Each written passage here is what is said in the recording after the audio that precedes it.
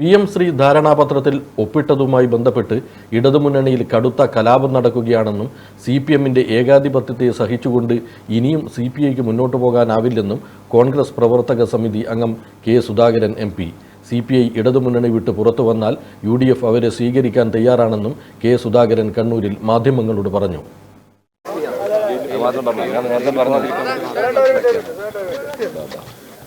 എന്തായിരുന്നു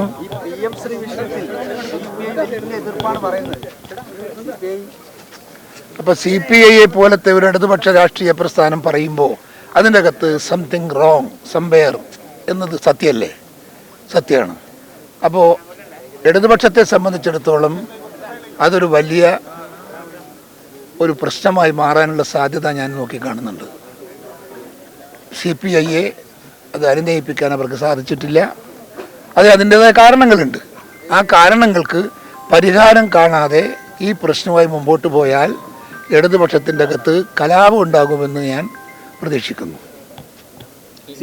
മുന്നണി പോലും ചർച്ച ചെയ്തിട്ടില്ല. അത് തന്നെയാണ് പറയുന്നത്. മുന്നണി പോലും ചർച്ച ചെയ്തിട്ടില്ല, രാഷ്ട്രീയ പ്രസ്ഥാനങ്ങൾ ചർച്ച ചെയ്തിട്ടില്ല. അങ്ങനെ ഒരു തീരുമാനമെടുത്തപ്പോൾ ആ തീരുമാനത്തിൻ്റെ അകത്ത് പ്രതിഷേധമുള്ള ഘടകകക്ഷികൾ ഒരു പക്ഷേ വിഘടിച്ചു പോകും.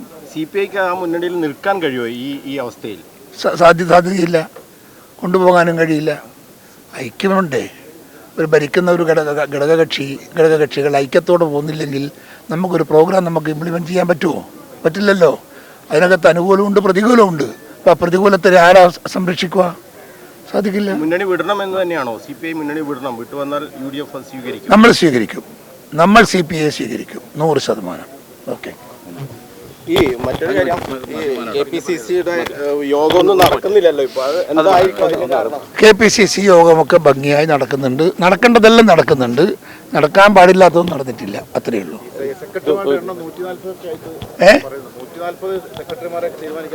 അതൊക്കെ വെറുതെ ഇങ്ങനെ നിങ്ങളെ പത്രക്കാർ എഴുതി ഉണ്ടാക്കുന്നതാണ്.